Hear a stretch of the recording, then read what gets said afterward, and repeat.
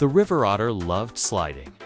On mud, on snow, on anything that looked even slightly slippy.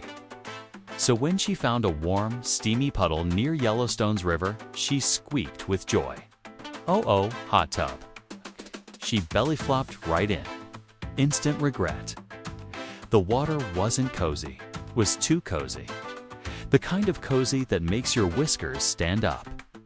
The otter popped out faster than a hiccup, skidding across the rocks like a wet noodle.